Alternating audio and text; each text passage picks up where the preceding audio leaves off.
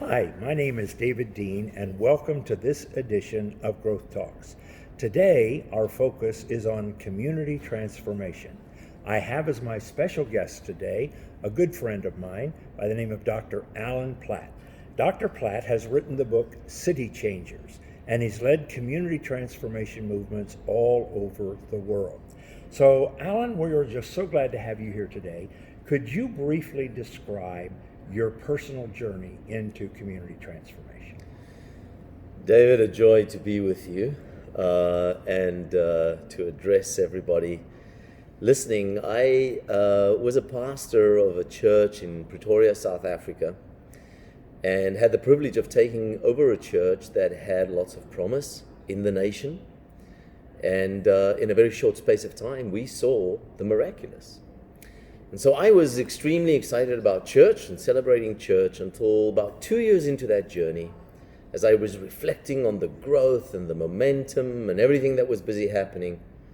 I had a moment where I sensed God arrest my heart and challenge me that I was celebrating an incomplete reality. It was good that I was celebrating that people were coming and enjoying church, and that church was a positive experience for many people, but I sensed God wanted to flip my understanding to start thinking about how do we posture as a church to serve the city.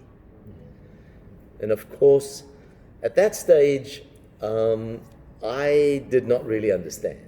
I didn't have a thorough understanding of what the implications of that would be, except that we knew that God was challenging us to now engage our city, and we actually went on a journey to position ourselves to understand what this means.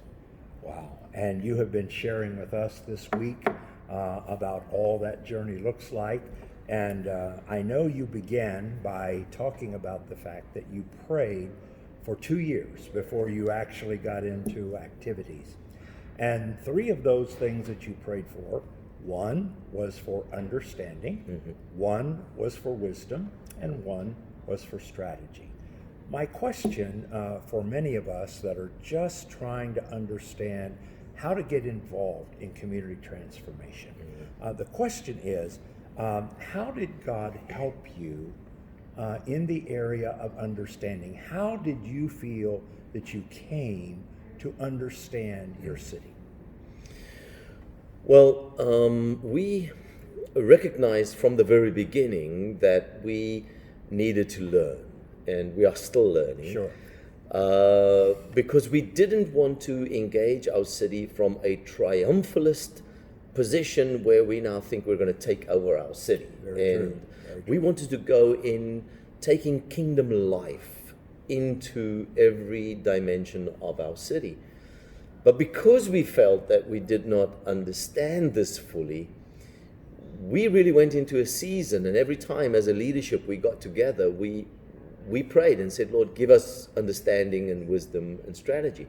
On the understanding part, I sensed that God started challenging me on a few levels regarding the city.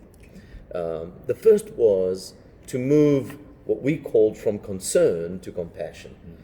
Because we were very concerned about many, many things, but we didn't really have a sense of a heart for that reality. And so we had to get closer to certain elements of our city to be able to really engage with a heart of compassion. We call these power shifts. So I had a power shift from concern to compassion, and I have a list of 7 of them that I can quickly just mention. The second one was I had to move from condemning my city to blessing my city. Oh, I love that. Seeing everything that's wrong in my city and kind of feeling with an attitude, why is this? I had to come in to say, how could I really bless and be a blessing to my city? The third thing for me was I had to move from building walls to building bridges. And I did not realize how many walls there were that we had constructed and barriers So I had to now ask, how could we kind of build a sensible engagement towards our different dimensions of our city? That is amazing. The fourth thing that we realized was that God wanted to do it through us as a community, and that, instead of just people coming to church to be blessed and encouraged, we needed to start recognizing they're coming to church to be equipped and sent. How true. And so we had to start asking the question, if we do send people, to what are we sending them, and how are we sending them? And for that, we needed to have more insight into the context of our city. And so we started gathering the teachers together and said, talk to us about education. Brought the artists together, said, talk to us about, what does it look like? Is art redemptive? How could this become? That is so good. Media, all of these components of the city, we started gathering people into clusters and just say, talk to us. What does the city look like? And how could we be exposed? That is so beautiful. We then started saying, what if we started not just measuring attendance, but measuring impact? And asking the question, if we look at our city, what can we celebrate in terms of what God is doing through our church in our city, rather than just celebrating the fact that people were coming to church? And so all of these were power shifts that we needed to make. One of the big power shifts that we had to make was moving away from isolating ourselves from other agencies of grace in the city to taking hands with them. So prevalent. And even thinking about some of the established agencies that we believe God has allowed to be there, like our civic authorities, our mayor, to start a conversation and open the conversation with them was revolutionary for me initially, but later I realized the value. Yes. Just building those relationships. And then just the last thing for me was to recognize that I was not just called as a pastor to a church, I was called as a spiritual leader to a geographical space. So all of these shifts were taking place in my life as I was preparing myself to have an understanding of my city. That is amazing, and thank you so much. And also, you prayed for wisdom. And so my question here, as we begin this journey to community transformation, how did God help you to gain the wisdom that you needed to impact your city? Wisdom for us really related to both dimensions, internally and externally. Internally, recognizing that we could not just engage our people now with this whole new understanding that we are now going to be part of community transformation, but we had to take them on the journey with us. And for us, that was so important as a leadership. It is. To say, Lord, give us the wisdom. And we need wisdom for that. For the steps. We do, yeah. Because we want them to deeply understand this. We don't want to sell something to them as our people. We want them to discover with us the revelation of the calling to this mission, where the church can become an influence within the context of our city. And so for that, we really prayed for wisdom and said, Lord, help us to say the right things at the right time, to focus on the right elements, and bring our people into this journey, both scripturally and also in terms of the way we will engage within the context of the city. And then wisdom externally. Yes. To now engage with great sensitivity towards our community.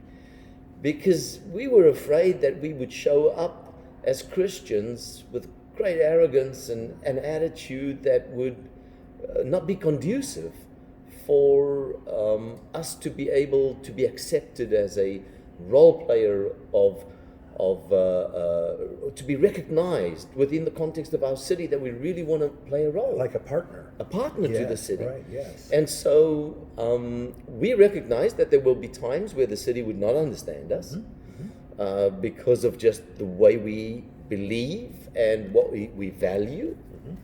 And but we try to minimize the areas of friction so that we could really be a blessing to our city. That is so, and what a beautiful thought that we need wisdom both internally and externally. And I think any of us that are trying to do the work of community transformation needs to understand we need wisdom on both sides. Well, finally, you prayed for strategy.